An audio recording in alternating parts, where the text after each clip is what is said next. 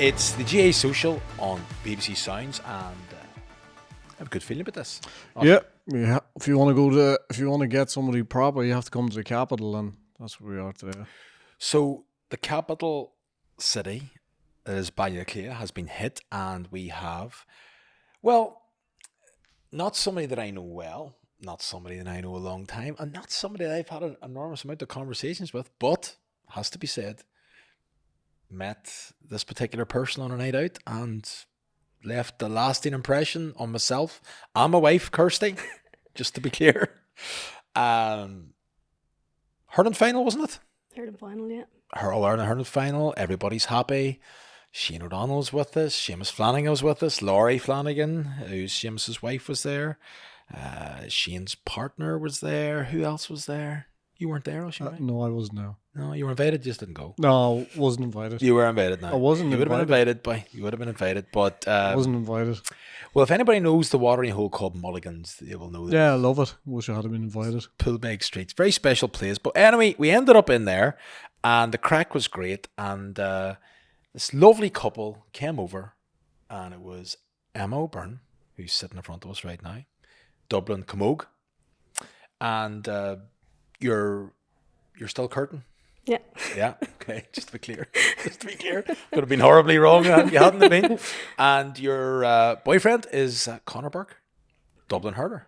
Dublin hurler. And a good fella too. Yeah. So we had a bit of crack throughout the night, and Kirsty said she'd be brilliant on that podcast. So we're immediately putting the pressure. No pressure. No pressure, no pressure. Woman's shoulders, I should say. Fair play to you. Thank you for coming on. I really appreciate it. We both do. You're just not long back from a training weekend. Dublin are in full Camogie action at the minute. You've high aspirations. Yeah, absolutely, yeah. Yeah. Is there any glass ceiling for Dublin Camogie at the minute? No, I think everyone in the country playing Camogie, we just want to win in All Ireland, and I genuinely have full belief with this group that we can.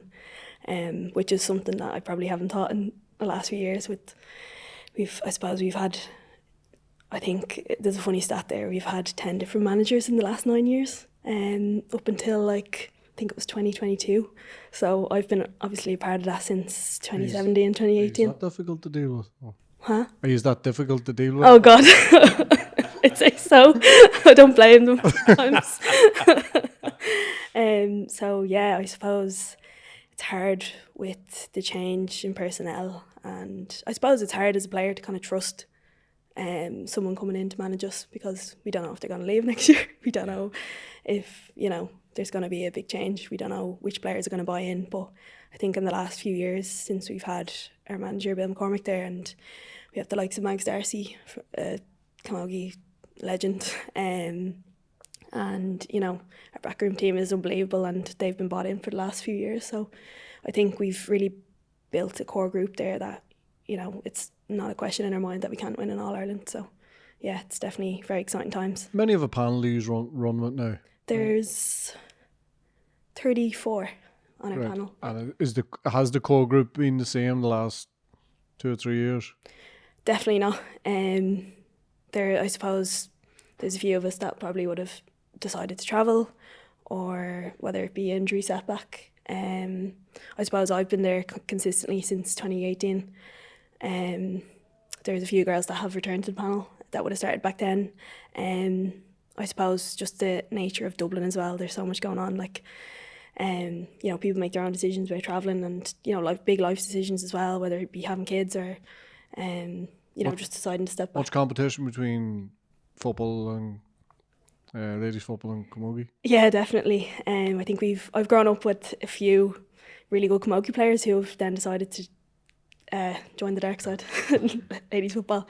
And we've also had the pleasure of welcoming a few girls back. So for example, Sinead Wilde she's from Keola, she would have been on the panel, the ladies football panel, for the last 3 years, and then decided to come back home to Camogie. Come back to the light. Yeah. I was going to jump in there and say, how do you feel about that? But the fact you called it the dark side, fairly self-explanatory. But there's the competition that is, and it's the success of ladies Gaelic football as well that has I mean, it is. Camogie's kind of always been there, whereas ladies football hasn't. Yeah. Hasn't your lifetime, Emma. But it's, you just see it, the vibrancy in every club, just how much it is such a massive thing now. And I think there's a massive resurgence with Camogie though in the last number of years, as far as I could see. Yeah, Uh, 100%. Like, I think that would have always been the narrative, that we're kind of bottom of the list. Like, it goes probably Dublin lads football, hurling, or Dublin ladies. Obviously, they've won a few All Irelands yeah, in the last few years. Dublin hurling, and at the bottom will probably be Dublin Camogie. I'm not saying, like, you know, Dublin hurlers obviously have a big following as well. I'm not ranking it or anything, but I do think that Camogie does fall at the bottom of the list, and you know, it's always the kind of narrative, oh, like they'll have a go, like they'll have a good go, you know. I suppose the expectation isn't that we win an All Ireland, you know, like if we get close, that's good enough kind of thing. But I think things are definitely changing. I think like the belief definitely changed in the last few years when we reached an All Ireland semi back in 2024, and we had a really good year then. So I suppose since then, you know, it's been really optimistic around, not just for ourselves, but for people following the sport as well. brilliant. There's a couple of things there just when you were chatting there, just around the fact that Camogie feels like it was nearly bottom of the list. Is that something you felt that, like, if you feel that, which I presume you do, it must annoy you?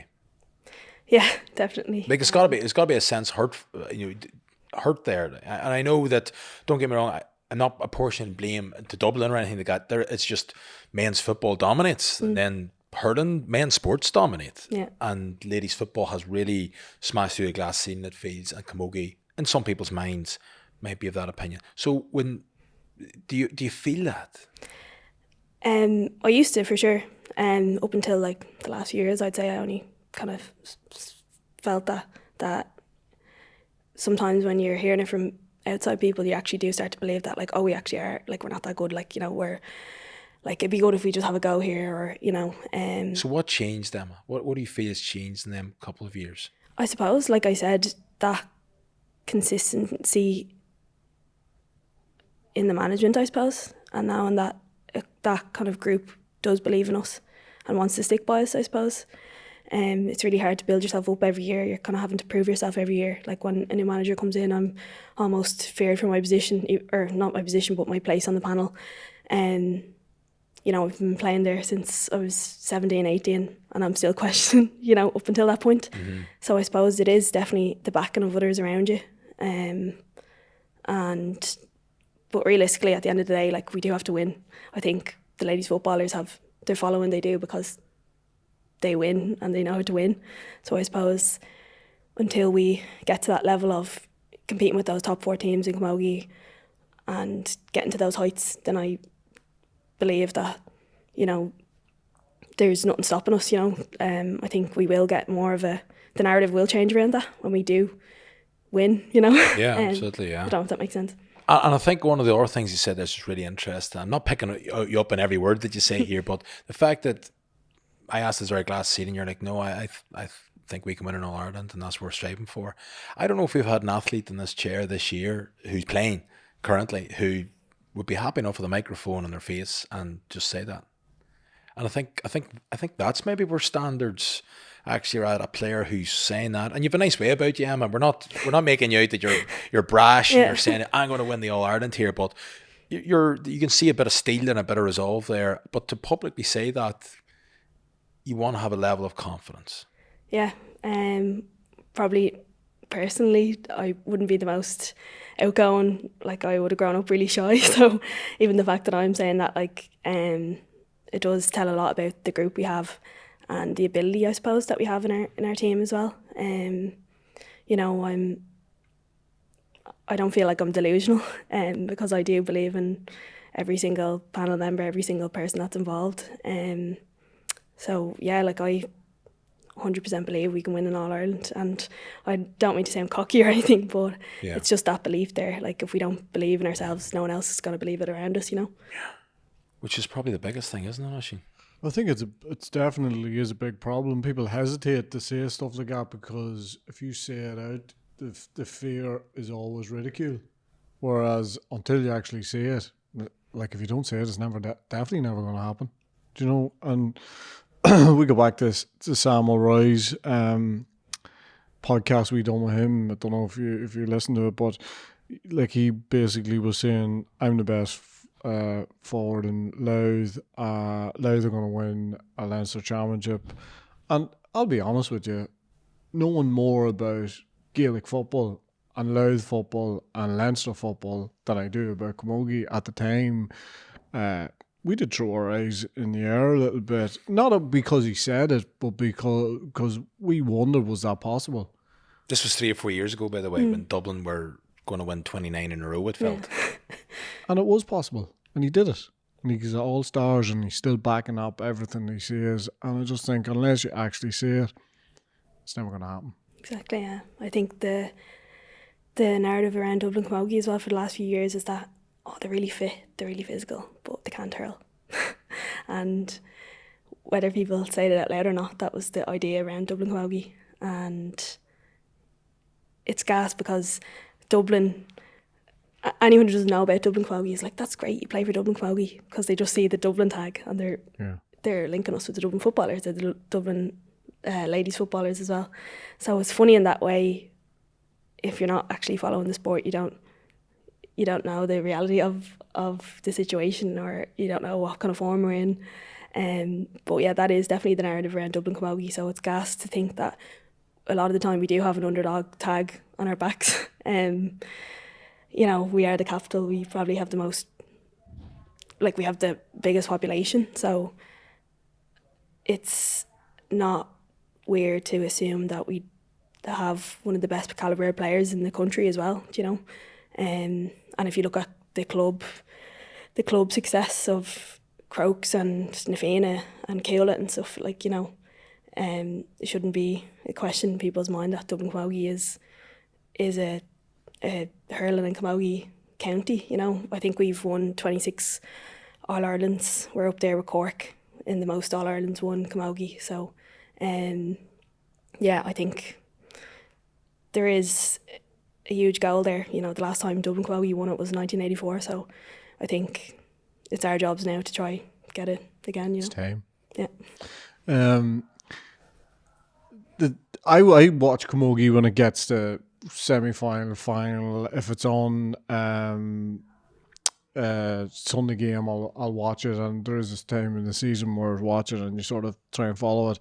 Also, when David Hardy took over, you guys had sort of raised the profile. I think he was the one that brought you in, was he? But it sort of raised the profile, and you sort of keep an eye on how are they going. Do you know what I mean? Because there's an expectation then. Yeah, exactly. It's funny, when I first came up with David Hardy, he just brought this air of professionalism. He was obviously coming from Brian Cody era, and he brought that to our trainings. Everything, our standards in training was really high, and I think that year we made an All-Ireland quarter-final. The year previous, I think they made an All-Ireland semi.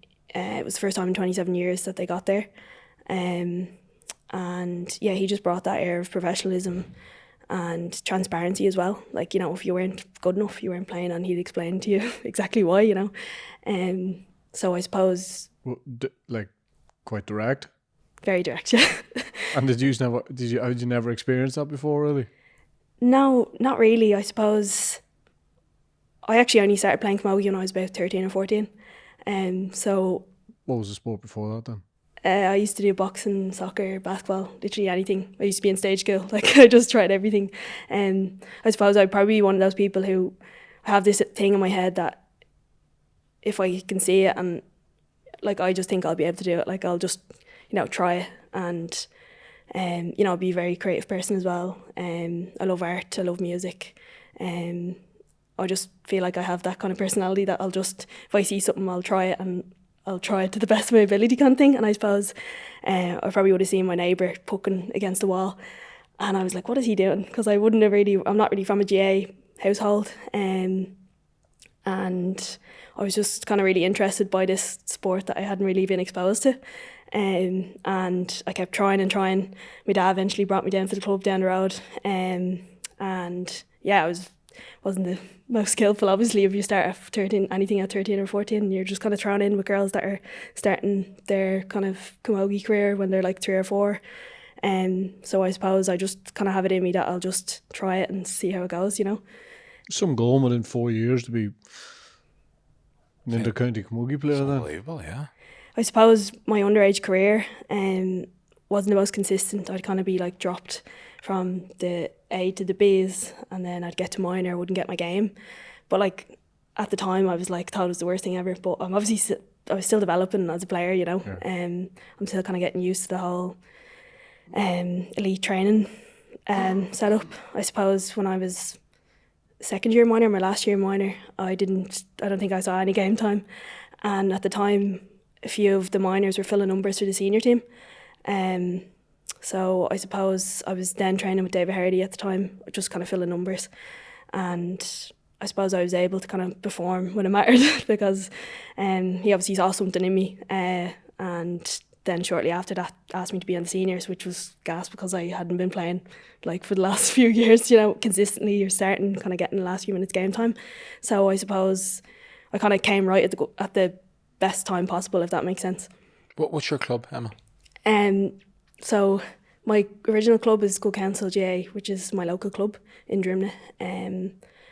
I suppose I would have started there at the time when I was about 13, and I suppose I kind of grew up really, really shy and really quiet. I think my first coach I ever had to ask my dad, was there something wrong with me, because I just wouldn't talk.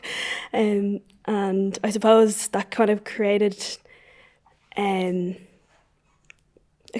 kind of a distance between me and my teammates that were my age. So I suppose I never really gelled with my club team, I suppose. And I absolutely loved my club. I love Good Counsel. I'm really proud of the area that it is, and I really liked being kind of a player that, you know, the younger kids in the club could look up to as well, because we probably wouldn't have had many girls playing for Dublin at that level for the club.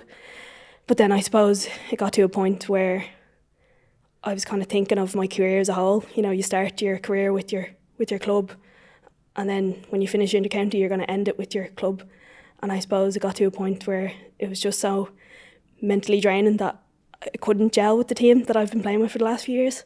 And it just got to a point of, like, you know, sleepless nights, being anxious to come to my club training because I was worried about what people might think or people might say, because I'm playing at that elite level with Dublin. So I suppose I felt it got a bit too much. So I made the decision to transfer to St Vincent's in Marino. Right. If I was looking at a bigger picture, I'm obviously with my boyfriend for a while now. He plays for Vincent's. I kind of saw my life being over that side. I also was really close with a lot of the Vincent's girls, naturally enough, being over that side of the city. So I just felt it was the most natural move, if that makes sense. So ever since I've transferred, I feel like it's one of the best decisions I've ever made. I feel like I belong to a team, and, you know, I don't feel better than anyone. No one's better than me.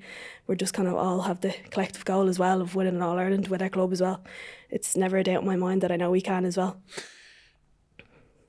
I think that is a very tricky area to navigate, particularly with the microphone again in front of you. But how do you square that? Because you spoke really well about your club, your home club, where your first club, if you know what I mean. And you spoke so complimentary around it, but just maybe your personality didn't gel, is what you've said. How do you square that off with them? Or do you? Because you've gone to another club. Because I would guess there's a bit of resentment there, or a bit of people not happy, or she thinks she's too good for us now, or something like that. I haven't heard that now, just to be clear. But No, I do know what way the GAA works. Yeah. So just how did you, if you don't mind talking around No, not that, at all. Emma, just how do you square that? I suppose I had to be really selfish, to be honest. The way I was feeling in my old club with my team, it just wasn't worth enduring, if that makes sense. Yeah. And sometimes it's like small things, like small interactions. I'd be a really big overthinker, so it doesn't help either. And as well, I feel like it's just unheard of really in Camogie and in Dublin Camogie that like you just make that big of a switch as well. Especially I'd been such a Big part. I suppose like a kind of role model for like I've been kind of the only Dublin player in the area for the last, I'd say, like 20 years or so. So I suppose there was a lot of pressure to kind of, what do I do here? Do I stay here and feel unhappy when I'm playing, or do I just, do I just endure it? And well, the easiest thing would have been to stay. Yeah. That's exactly what most people do. Yeah. Most people endure it. Yeah. I just thought though, like if I knew that there was a younger girl in my club going through the same thing, whether it be, bullying or, isolation or anything like that, I wouldn't want them to endure it. And I think it is such a thing in like GAA where it's like you just get on with it, put the head down, and, it's just kind of like you do fear that kind of judgment. It's very much like, what's the analogy, like big fish, small pond. I don't know if that makes sense, but It does, yeah. Yeah.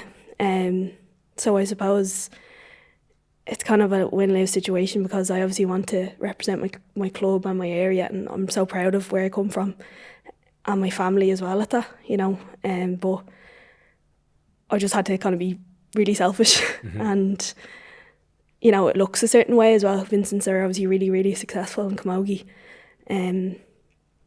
I didn't actually think about that, to be honest. I just wanted to feel like I belonged. I want to be enjoying my sport. I wasn't enjoying my sport for a while there. I was almost dreading coming back to club. Like, we finish our Dublin season and I'd be like extending my holiday another week, that small gap, because I was just nervous about coming back to club and nervous about interactions I'd be making, and the expectation as well, being that player for a smaller club and kind of having the expectations of consistently performing well, because, if you do well, the team does well. But then if you do bad, it's your fault. Yeah. Any blowback, criticism, reverberations, recriminations, anything like that? Yeah, it's funny. Like, I suppose I wouldn't really read too much into like online stuff, but it's funny. Like, there is this forum called Reservoir Dubs, and I wouldn't actually read it. I just think it's a lot of BS basically. And I remember I think they post like once a month or something about Camogie. Say there's a section for Camogie and ladies football lumped into one, and then there's Dublin hurling, football, whatever. And I think I was just like, it's like a car crash, like you don't want to look, but everyone looks, like that kind of thing. Yeah. So I think I went on to that when my transfer went through, and it was like, who does she think she is? Like, the stronger getting stronger, basically referring to Vincent. And, basically like putting kind of shame on me that I'd left a small club to go to a bigger club. And yeah, just loads of comments like that from like probably these lads who probably don't watch Camogie as a whole, probably don't follow Dublin Camogie properly, don't go to the games, Don't know you, certainly. Yeah, exactly, yeah. So, and didn't know the context behind my reason to leave as well. So if you were giving advice to somebody in a similar situation, I think I know the answer to this question, but what would that advice be? You just have to do what makes you happy, to be honest. I wasn't happy, so, and I'm a big girl now, so I just decided that this is one thing that was going to make me happy. So yeah, a big girl at what age now? 26. Yeah, like when did you transfer? At what age? Last year. Yeah, it's 25. Like, even the maturity to describe yourself and see yourself in that sense, like I'm a big girl now, I'm 25 as it was then, and obviously had these thoughts, I'm sure a year or two before that as well, maybe contemplating it. You did say there, like I don't want to dig too deep into it, but you did say there about, if some young girl in the club came to me and maybe if there was bullying or isolation, them two words jumped out. It started off with gelling. It didn't gel with them, and then you've gone to those two words. So is that part of that? And I'm conscious I'm talking about a club that I don't know, and I don't want to paint anybody in a bad light, and this can be a very individualistic thing. Was it just a sense that just you didn't gel, or maybe not great experience with a couple of people in that team that meant you didn't gel? Yeah. I suppose I kind of question myself because I wouldn't be the most outgoing, so maybe it was on me to like make more of an effort to kind of force myself to try Yeah. be a different person. But I also feel like I was almost looked at in a light where it's like she thinks she's deadly, or she thinks she's great because, you know, she's playing for Dublin, or, you know, I think I had a Dublin car at the time, you know, like a sponsor car, and I used to be parking it like around the corner so that I wouldn't get any like slack or anything. Just like a lot of achievements and stuff I just felt a bit scarlet, you know, like. A bit of begrudgery, you think, or? I think so, yeah, but like I would be. Did that come from them, or do you think that they might be thinking that, therefore you think that they are thinking that when possibly they're not? I think there would be like kind of comments made, but like it wouldn't be said to my face, or like I'd hear stuff back, and it's just kind of like I remember, like I think it was like I was 2024, I'd been nominated for an All-Star, and I was like on top of the world, obviously, because I'd never thought I'd be able to achieve that, and I almost felt like real embarrassed or something to like that people would know the news, like, you know, which is weird because I think I was heading club training that night, and there was like an air of like silence, and I was just like buzzing inside, but I had to kind of keep it in, you know. And you know, one or two obviously would say it, but I just feel like I felt almost embarrassed that I like received that news, because I was worried about what people were going to say or think, because it wouldn't actually, most of it wouldn't be to my face, but I could sense it almost, you know. Okay. Well, that's just unbelievable, you know. Thank you for being so honest and candid around that. I had high expectations for this podcast, and you've gone straight there with that, which we didn't. I think it's a hugely interesting area, the way in which you described that, because the first thing when we all talked about the transfer, you said, look, you know, yeah, it's selfish, and you finished it by talking about being selfish as well. And I think it's a lovely state of maturity that allows you to be comfortable in making selfish decisions. And you also said there along the lines of like, I think you should just do what makes you happy. I mean, the way Emma's described that, there is not one thing wrong with that. Not one. It makes complete sense. If I was a parent and I had a wee girl who's thinking along the same lines, you would do the same thing. But the GAA world, transferring clubs, it's a bit of it's a delicate area, and particularly I suppose when you go to Vincent's, which are a big club. But I think almost, if you peel it right back, there's an issue in life. It's a bit of a problem for you. And then life circumstances, you're going out with Conor, you're going out a good, how long are you going out now? I'd say about. Not about, you have to know years, exactly. Yeah. You're good with the rest of the dates now. How long? 6 or 7 years now. Right, yeah. okay, so a long time. He's that part of town. You're kind of migrating towards that part of town. So here's a problem.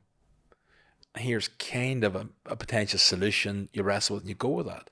Like, it makes complete sense. Yeah, but the big thing for me is the self-awareness of what's going on, because a lot of people, like you say, just go, it's all me, I'll just double down, I'll put it to one side, I'll plow on, I'll do, you know, all of those phrases. But for you to recognise it, I think, is a big thing, and also at such a young age, because you probably started recognising it at 20, 21 years of age, and then like, if this didn't happen, you didn't go to bed one night and think this is happening, you know what I mean? So just the self-awareness. And I think I know it's something that was lacking in my life, and I don't want to make a general statement, but I do think girls and women have a better sense of themselves or idea than boys. So let's say I think a male in that situation does plow on, and that leads to huge unhappiness. It leads to God knows what other things going on in their life. So I think just for yourself, just to have that awareness, and then when you have the awareness and you have the information, to do something, as you say, to rectify it, to deal with it, to move it along. So yeah, I think there's a big lesson in that for people, for everybody, because, you know, we're all very proud of our clubs, and I know there'll be people maybe listening from your previous club who will be offended by that, and I'm trying to be as fair as much to everybody, but I think just there's personalities in this people, and like, if it was Marfelt and someone left Marfelt to go to another club, okay, she or he thought they were too good, or where you might go down them lines. But I would like to think that maybe it's a great wee moment for any club, all of us, to think, actually, do you know what? If that ever happened to us, is there a way in which we can maybe flag that we can maybe smooth that over? Is there a way in which we could be aware of that might be able to take steps? Now, you might come to the end of that journey and the inevitable might leave anyway, but it's, again, the joy of this podcast is you kind of don't really know where it's going to go, Emma. This is definitely one of those. So what we did think we would be talking about today is essentially, I was in London a couple of weeks ago, and I was walking across Hammersmith Bridge with a young Camogie from Castle Dawson in County Derry. I'll not embarrass her by mentioning the name. And she was talking about something that just raised a little antenna in my mind, where she said people were talking about not her changing room, but she had heard from the Camogie world of people not having kids, delaying that for a year or two to prioritise their Camogie career. And if you had said that statement to me, I don't know, like maybe 5 or 6 years ago, I wouldn't have thought there's anything particularly odd about that, if I'm being absolutely honest. And still, to people, there's nothing odd about it. It makes sense if all things are being well. I guess myself and Johnny Glynn, former Galway hurler, did a podcast last year. Johnny Glynn is now a father as of a couple of weeks ago. Baby Sadie, him and Serena have had a youngster, wee baby girl. So congratulations to Johnny. Congrats, Johnny. He is one of the great people of our time, as is Serena. And all as well, but they had quite a lot of IVF challenges and miscarriages, and it was a very, very powerful podcast. And myself and my wife have gone through something similar, not to the same level. So my awareness around the subject is somewhat different than maybe most people. Is that happening? Is that normal? Just your general thoughts around that. And I'm not just picking a random Camogie player to ask a question like that, because it is quite intimate, but you've spoken around your challenges around your period, how much it takes it out of you, how much that you had to take essentially a year out. So those challenges you're faced with all the time, obviously, throughout your life. I've hit you with quite a lot there. Just give me a general sense of am I talking rubbish, or what am I? No, not at all. So I suppose, just for context, I have a condition called PCOS. It's a hormone condition that affects your ovaries, how they function. Comes with symptoms such as irregular periods, really heavy and painful periods, acne, fatigue, constant fatigue, pelvic pain. The list is kind of endless, and it's actually different for a lot of different women. Another factor as well being infertility, because your cycle may not be regular. You don't know when you're ovulating. So I suppose they're all kind of things that I've had to think about, is my fertility as well. And, as a female player, I think a lot of things get put to the back of your mind because you're just focused on playing at the highest level you can. And to be honest, kids don't probably come into your mind as a player until you're actually forced to think about it. I know in 2023 I had suffered a series of cyst ruptures on my ovaries. They're really unpredictable in nature. They honestly just force you to stop completely. You have to it's not like a hamstring or an ACL, for example, that you can rehab and you kind of know clearly what you have to do. It's just requires genuine rest and forces you to kind of address your problems and look deeper into yourself. And I suppose I would have never thought about kids or anything, but definitely since then I've kind of had to look at my almost timeline and I suppose consider different options if that problem did arise, that I did find out I was infertile, or different problems like that.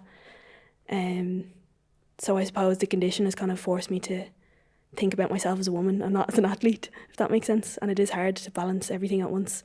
It's not really a conversation that you have in the dressing room. Like, I think I'm 26, but I'm in the older half of the team. Like, most girls are under 24. So I suppose there probably isn't conversations around players having kids, and you know, I think it's different. Like I kind of compare it to, say, my boyfriend Conor. Like when he decides to have kids, it won't affect his playing career. You know, he can.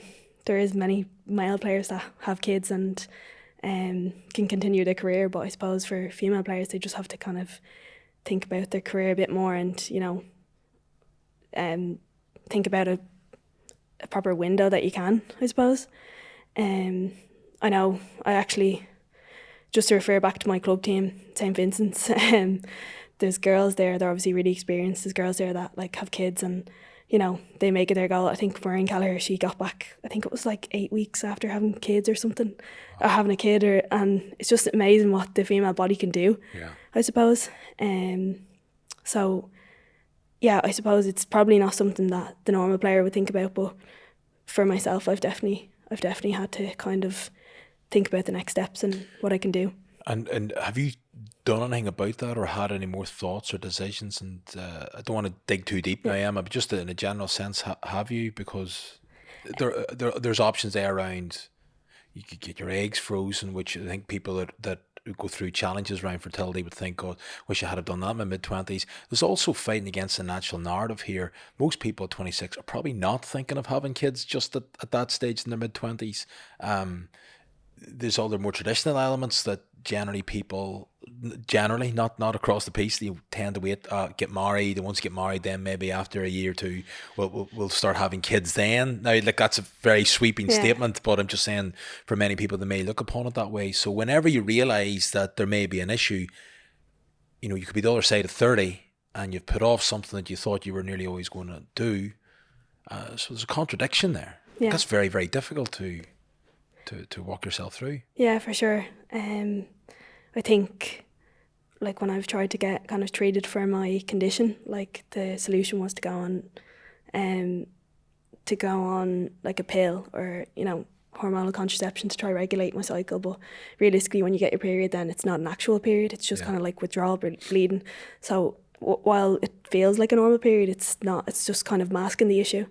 And I feel like that's definitely been a solution per se that I've been faced, but I think I have considered a lot more now about my options, such as you said, freezing my eggs, and it is probably a reality, you know, that I've had to think about.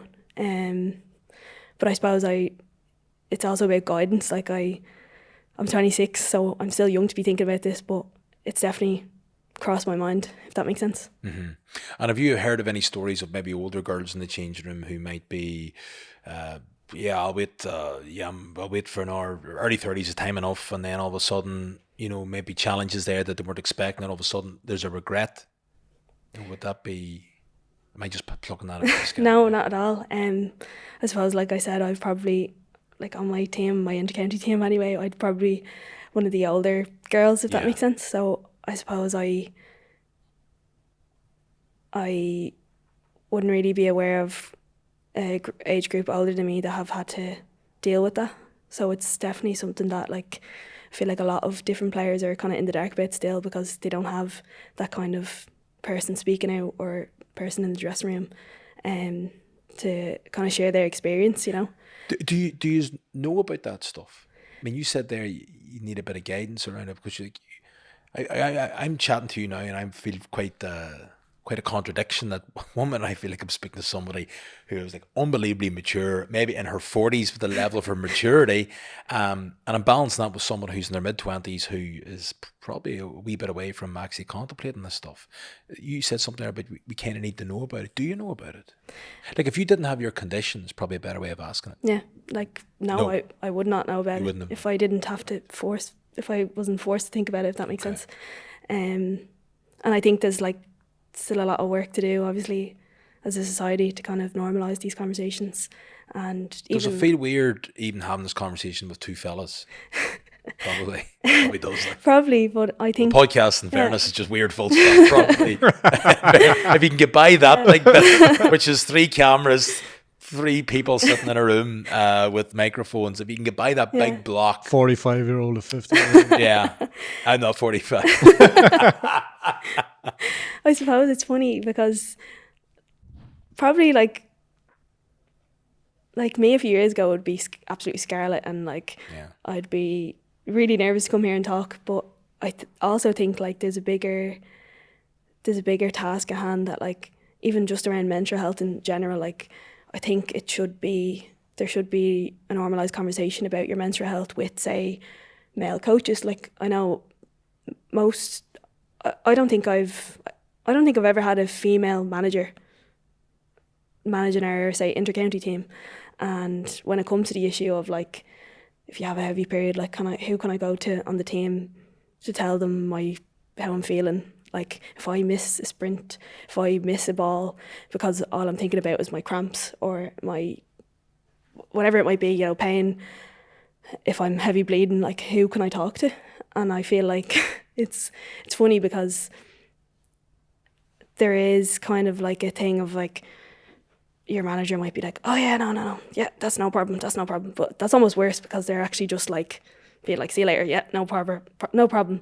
But I'd also rather they have a bit of knowledge about it and actually understand your player almost. And I'm not saying like male managers are the worst, like, I just think there's probably a bit of learning to do for that kind of person. There's probably an ignorance there. It completely is. If a girl comes up to you, if you're taking Cross McGlen minor girls, and a girl comes up to you and says, I should have a really heavy period this month, what would you say? Well, I probably, in fairness, again, a number of years ago, I'd be in the car and heading back to the house.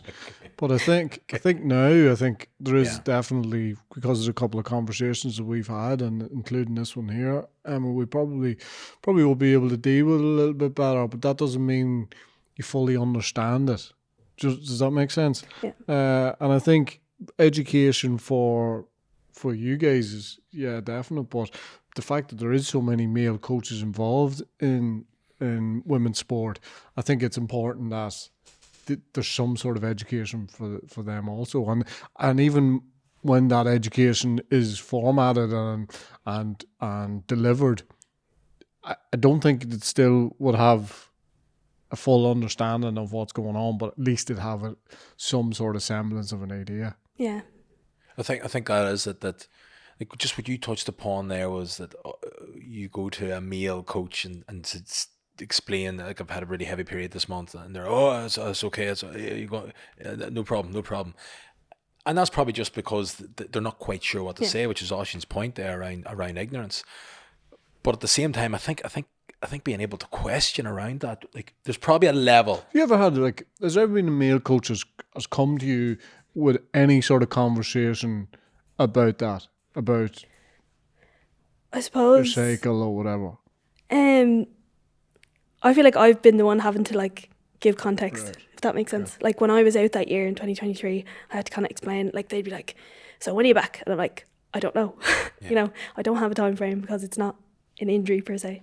I almost, sometimes at the time, I'd be just so like mentally drained that I'm like, I actually wish I did my hammer. Like I wish I had an actual injury so that I could tell you when I'd be back. It's just, I suppose I was the one having to give context and be like, look, I actually can't. It actually hurts me to walk here. It hurts me to jog. Every time I tried to exercise, it would hurt, So I think that kind of education is really important as well for those males in those roles. Almost like, I know I heard a thing that over in England, if you're taking a female soccer team, that you have to do some sort of course around like the language around your menstrual cycle, and kind of like, that's kind of a really good idea, but it's also like you wouldn't want it to be token almost, that it's like that what you're saying, where I know there probably is a lack of understanding, but let's make it a place where we can actually understand, and we're not just kind of shoving it to the side and saying, yeah, that's grand, no worries. Like I actually would love if people in those roles actually did understand, even to a small level, Yeah. Even if they try to understand. Like, that's the point I was trying to get to. If a coach, you come up and you say, look, really heavy period, a coach, like, I would just think as a base, now I could be wrong in this, right? So I could be just completely wrong, but just my instinct would say there, I would just go, Emma, look, and quietly come over here. Thank you very much for saying that. I appreciate you actually telling me. Can you tell me just how is that affecting you at the minute? what way, and just that two-way engagement, that explanation piece would make it a wee bit easier for the male coach. Yeah. And also, at the very least, I'm guessing, and I could be wrong on this, you think you're being heard, you think you're being listened to, and someone's making a decent attempt in a genuine, authentic way to understand the challenge and then come up with whatever the best course of action. That could be something simple as, sit this bit out here. Do you feel you'd be okay for this little segment in training, or maybe just forget about it today, whatever that is? Would that be okay for you? Would that be for most girls? And I know you can't speak for most women here, but yeah, I suppose it would, like, and it's also like so hard to manage like 34 girls' cycles at once. Not everyone is like, you know, having their cycle at the same time. Yeah. Like, I know, for example, we have an actual app that we can say monitor our wellness, our sleep, and then we have another section in it that we put in our menstrual cycle, how heavy it is, what are our symptoms. And I'm lucky enough that we have a great setup now that my S&C is looking on that every morning, saying how many girls, never mind about your period, seeing how tired you are, you know, how fatigued, if you have muscle soreness, like they can then monitor your load, and it goes the same for your menstrual health. Like our nutritionist, Laura Keeley, she's absolutely amazing for being really proactive about your cycles and trying to kind of help us perform at that level, but also like looking after ourselves as females as well.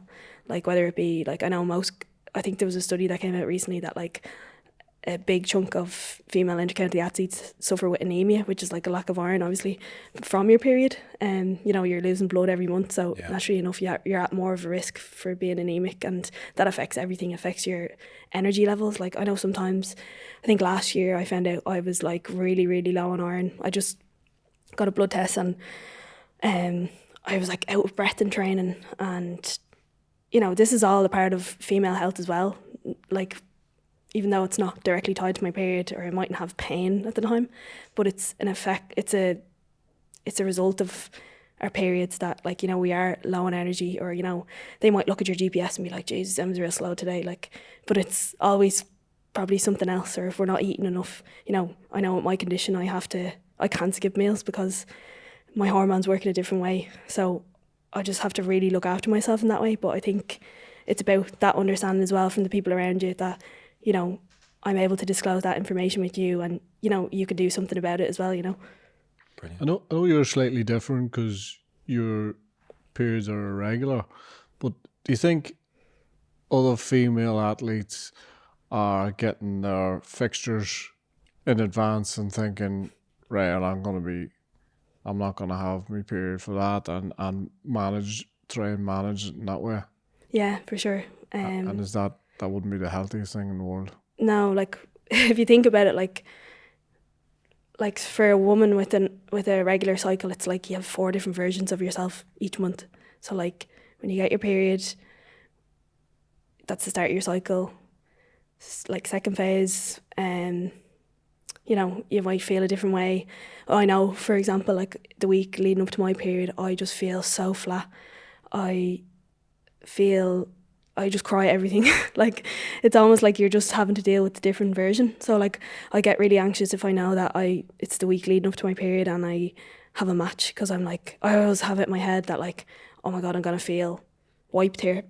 But like it's different for everyone. Like, you know, you can't manage everyone at once. But that's such a mental challenge. Like if you know that there's it is, isn't dip and you're playing Cork that weekend, I mean, you're naturally going to think, I'm not going to have a good game here. Yeah, and I suppose that's probably just me. I am an overthinker. Like I do feel horrible. It's not just you. I do feel wiped the week before my period. So even though like it could be just in my head, but I know for sure that because of my condition, I have to like watch everything that I'm feeling. I know my body. Like I'm really happy to say that. And like some female athletes don't. You know, they might think that they're struggling, they're low on energy, and they don't know why, and they might have something like this that they've never thought about getting checked. Yeah. I know with the GPA, they actually now offer like a health screening where we get our bloods, our ECG, and just a full health check. So it is really good that the GPA is providing that, and you know, allowing girls to be a bit more aware of their body in that sense. Like, never mind about your mental health or your female health, like that. It's, you know, you just don't know what's going on in your body because we're never actually thinking about it. We're just thinking about training, playing at the highest level, you know. Yeah, and that's great that the GPA are doing that, and that's obviously at inter-county level, but a lot more players, Exactly. not less, so that's completely wrong. There's a lot more players not at inter-county level who are playing Camogie and ladies football, and it's exactly the same advice. Like, they mightn't have necessarily the GPA behind them in that sense, but it's incumbent then on clubs and probably ultimately just themselves to check that and to try that. It's just, you know what, above everything else chatting here today, it's like, and I know this, like, and you know this as well, but it's just extra barriers for female athletes, just all the time, everything, you know, exposure, can't see, can't be, like, such a great strap line, really, isn't it? It just is so good, but, you know, periods, kids, you know, nobody's worried about the fella, you know, if they're, like, I remember being at a press conference. Roy Keane was the assistant coach of Robbie Keane was still playing at the time. It's like Robbie Keane Robbie Keane's wife had a baby, and, you know, some of the reporter asked Roy Keane, when Roy Keane was like, "Why? But sorry, he didn't have a baby last night." I was like, and that's, and he's right, like, you know, but we're thinking, oh, you know, did Robbie Keane get a sleep that night, you know, ahead of a big game? I just think we're conditioned maybe in a way, and it's always good to just have a real check. And this is very normal stuff too. Like, we're not trying to pretend we're dinosaurs here, but because there has been massive advancements, I think, in female sport as far as, you know, treatment and facilities and all those things. Is this the next part of it, do you think? Yeah, like, I think there's still... Do you think there's a hunger out there for this, or is it something you think is way down the line? I think it's going to take a lot of time, to be honest. I think, like, even though, like you said, there is improvements in facilities and, you know, training pitches, for example, I think, though, like, I think there's still a long way to go, you know. I think, like, we can talk about, say, like, for example, integration, but, like, I saw an article the other day and it was like, oh, well, you know, a realistic day for integration is 2032. I'm like, I thought it was supposed to be next year or whatever it was. Like, I just think there's so much work to be done around stuff like that. If we're struggling with the integration piece that looks as if it's going to be extended, is what it's looking like at the minute, I think it's fair to say, then we're really going to struggle, particularly as men, around menstrual cycles and period, like, even that word. Yeah. I mean, people have a difficulty hearing that word. Yeah, like, I was making a joke there, even, like, with my own mum. I'd be from a very traditional Dublin household where it's like, you know, you don't even say the word, even though, like, I've had all my kind of issues with condition and stuff, like, still, like, there's a big, like, kind of weird thing around. How do you refer to it at home then, out of curiosity? How do you... She's just like, have you got them? You know, like, it's just like, oh, she's, like, so adorable. Like, she, like, as in, like, even, like, it doesn't matter what I do. Have you got your stuff with you? Huh? Yeah. Yeah, that kind of... Have you got... Yeah. Do you want me to get you some things in the shop? Do you know, like, I'm going shopping. But that's just, like, I know her intent is... Of course. Is right, you know. Of course. It's just the era she grew up in, you know. Yeah. You know. But not even the era she grew up in, Emma. Like, it's like, I mean, a lot of people struggle. Fellas would struggle to say the word period to a girl, I think. No? Yeah. Like, I know it doesn't come up in conversation. It's not enough. Or it's almost like a joke, like, yeah, you're on. Yeah. have your reds or something, like, do you know what I mean? Okay, it's just like, it's just, like, very much, and I know, like, people are different, like, you know. Yeah. It doesn't have to be serious all the time, like, No. you know. Like, even in a team setup where, like, we take the piss, we just mess around and we're just kind of like, oh, like, even I know a study came out about pelvic floor dysfunction. I know Clodagh McIntyre from TIP spoke out, and she's a physiotherapist, so she spoke out on kind of incontinence, and it's just like a joke we have in the dressing room, being like, oh, jeez, when we were sprinting earlier, I felt like a bit of pee come out of me, like, do you know what I mean? Like, it's just like, obviously you can like have a joke about things like that where it's just like, but I think like it's just about normalizing it really. Like, it's not about kind of being really serious all the time and saying like, you know, period, or like, you know, I know some people are uncomfortable with that, but I think it's about just normalizing a conversation anyway, never mind what it might sound like, you know. And that's really done now by just people talking about it, and particularly fellas talking about it. Do you remember the ads used to come on? You remember the period ads used to have? Probably shouldn't be saying this now, but So we might as well go now. right, they used to have the pad. There you go, let myself down here completely. The pad, and it was always a blue liquid. Yeah. Remember they poured it into it. I remember always thinking, sure, like, you know, that's meant to be blood, is it not? You know, this is a child, but even some of those ads, like, you know, more recent times, they're a bit more blunt on your period. And they'd be like, I was in somebody's company a couple of years ago, and they were like, you know, and this is a woman now, and said, I think it's a bit much. A bit much in the TV. And again, it comes from a good place, but just I think we've a way to go to normalise the language around it. But and there's a particular challenge there for fellas, so it's good that probably we're doing this with a couple of fellas here as well. And just mentioning Claude as well, because I had sent that piece to Thomas, because I think it's if you are going to break it down, it's going to come down to women in sport to do that, and the rest of us will play catch up, I suppose, then as we go along. He had sent me on Claude's piece that was in the newspaper, and now I had already seen it, but just that we were really interested, and then we have you on here today, and I think that's the unfair piece where it's taken Claude, it's taken you, Emma, and there are lots of other people as well, but to be comfortable to vocalize this and put yourself out there is not easy. And we appreciate you coming on to really talk around this. Like, we really, really do. Just conscious we haven't spoken an awful lot about Camogie, although Dublin are going to win the All-Ireland. So of all the things we talked about, that's what's going to be thrown back at Emma completely. And transfer and everything else. So that's it's like, I told you that'd be good, didn't I? Didn't I say that? Yeah, no. I think it was me that told you it was going to be good. We were both right. And that's a first. That's true. But you're not engaged yet anyway. That's the key thing, isn't it? Yeah. No. Poor Conor. No, great stuff. What's it like both of you is trying to manage that within the relationship? In You general, just do your own thing and he does his own thing. it works out pretty well, to be honest. We train in the same nights. It's more so just matches, I suppose, trying to, like, sometimes I don't get out to his games, or he might get out to mine. He might get out to mine.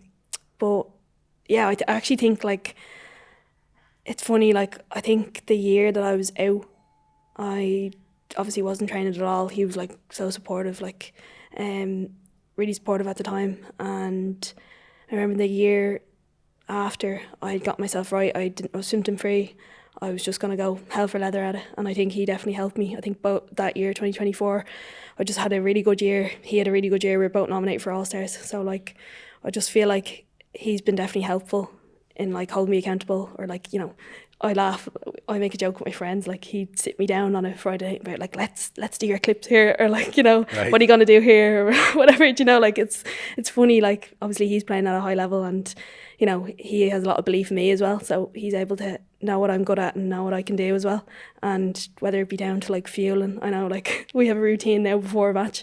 If we're both playing on a Saturday, we'll both, like, every Friday consistently we'll both go out and buy a box of cereal and, like, make a competition of finishing the whole thing that night, like, it's just for a carb load, like, so it's funny, like, in that sense, like, he's always kind of making sure that I'm, you know, doing the right things, or, you know, I'm, especially with my condition, I think under fueling is definitely a big factor that I've had to struggle with, but, like, he's always kind of making sure that I'm, you know, eating, and, you know, he understands what it's like as a player as well, that, you know, all of those things are important if you want to perform, you know. He's a keeper then?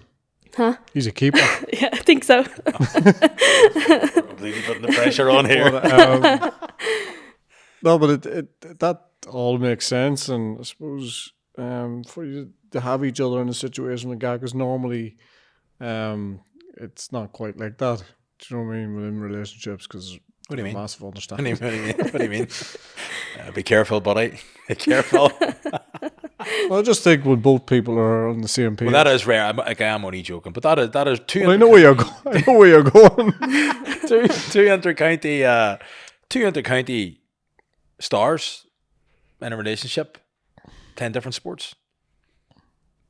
Big. There's been a crossover actually with Dublin footballers and Dublin ladies footballers as well. There's a couple of Dean Rock and marriages. Niamh McAvoy. Yeah, that's right. Nice to hear he's so supportive all the same. Like I'm conscious that I don't want to be speaking about Conor because he's not here, but I just think that's a lovely wee insight that, like, of all those things, just show me your clips. Yeah. I think that's lovely. I think it's just two people supporting each other. I think is a great thing, and particularly on your year out, where you said that he was like tremendously supportive, and it's great to hear that. It's fantastic to hear that. He's going okay in the hurling too, in fairness. Yeah, he's doing great, yeah. I suppose it's nice as well having that kind of drive to be like, or that kind of feel to be like, okay, they've went on and did like the unheard last year when they bet Limerick, and it just does kind of fuel you as well, that like you're almost drawn comparison to say the Dublin hurling, which probably like us hasn't reached its heights that it should have, in comparison to say like 12 years ago when they won the Leinster or whatever. And I feel like Dublin hurling as a whole and Camogie is on an upward trajectory. So I feel like a lot of what they're doing inspires us as well. Inspires me as well, that I know if like they can reach those levels, like why not us as well? And I think that's definitely a big belief factor there. So that's the double now. That's the double. Land. Come on. Yeah. Well, Dublin did beat Limerick last year, got to the semi-final All-Ireland. Last time they hit a glass ceiling like that was probably when Anthony Daly, who was on the podcast there a couple of weeks ago, was their coach, the first Leinster in like half a century, wasn't it? So, but there's probably a thought out there that Dublin, like, they haven't been mentioned in the round this year at all. People, it's a one-off, got Limerick on a bad day, that kind of commentary, and that will be there for the rest of this year as well. But Conor and the boys will just have to do their thing. He'll thank you for coming on and saying that. Brilliant. Look, Emma, thank you very much indeed. Thanks, Emma. Really, really appreciate that. That was, look, we can't have enough of those conversations, and I hope that we came across reasonably well.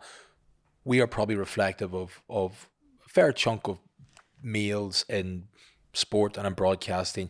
We have a decent idea around it, we have a fair idea, but we're far from experts. And the more we normalise these words and phrases and knowledge, and there's a lot of underage coaches listening to this here that are dealing with, women's football teams, camogie teams, and they might take one or two wee things from it, and we hope that they do. But we're keen to say we're not experts. But go well, Emma. Look after yourself. You have a new job as well. Yeah. You haven't started yet, though. No, not yet. What is your new job? I'm a content executive. So basically running socials, designing posts. But yeah, it's very exciting. Fantastic. Yeah. What does that do? What is it? Just design posts, content? You're filming it or design it for a client or what? Or so it's for Her Sport. So it's brilliant. Her Sport are basically an organisation that kind of try highlight women's sports. Yeah. Do brilliant stuff. Yeah, they do really, really. It sounds like a good fit for you. Yeah. Yeah, of course, it's great that I have the experience there as well, that I can bring that to the role and stuff. So yeah, really, really excited. Best of luck. Yeah, thanks. And an artist as well. Yeah. Is that too strong? No, like I kind of grew up putting my hand to everything. Like I really love art. I love painting. I love drawing, any form of self-expression really. I love music. I play instruments. I love to sing. Like I just feel like it's a good thing to have as well when you're just consistently trying to play at that level. It's nice to have another thing in your life that you can kind of turn to, and whether it be for calming you down or just a little outlet to have as well. Yeah. But yeah, that's definitely been a big help for me as well. Brilliant. A lot of people do say that. They say that's really important to have that, something that's completely different from the football or the comedy. Yeah, some sort of distraction. Art would not be for me now, but no, but just anything something that's quite. No, I don't mean. I mean, I'm not good at art. That's what I mean. I'm not dismissing anybody. Draws a picture who does there, art. It's just as well, like, a lot of your identity is tied to being a player. Like, obviously, if if you were to sit down and if you were to think yourself really, like, I'd be like, oh, I'm a Dublin player. But like, it's important to have different things that you're about as well, you know. Because realistically, we only have it is a short career in the grand scheme of things. Like, you know, I don't know when I'm going to stop playing, but you know, it's a big part of my life, but it's not my whole life as well. I think that's important to kind of realise as well, that you should have other things going on as well. Tommy plays musical instruments as well. Yeah. Spoons. I do a wee bit of singing, but other than that. You do a wee bit of singing now. Oh yeah? Yeah, when it's sponsored by Corona, generally speaking. But yeah, good times. Could you have sat down at 26 years of age and had a conversation about it? Now, I appreciate a lot of it has been around menstrual cycles, but even parking that, Osh. Yeah, no, even just around the transfer stuff, just the awareness stuff, and just that self-awareness. Wouldn't have had that at 25 or 6 years of age. In fact, I still don't know if I have it. No, you do. But that's genuine. Do you know what I mean? That self-awareness comes from a life lived as well. So, fair play. Brilliant. Oh, thanks. Go well. Good luck for the rest of the season. Thank you. We'll be watching on, and somebody's going to come up to you in the middle of the pitch and say, "So you think you're going to win the All Ireland now, man? Aren't you?" It's guaranteed to happen, but hopefully it won't be too bad. Great stuff. Yeah. Great stuff. Thank you very much indeed. We've many more podcasts on BBC Sounds and much more GAA content right across the BBC. We're in the thick of championship action coverage across the weekends. There is just so much happening at the minute. But from the great Emma, the great Oisín, and myself, thanks for listening.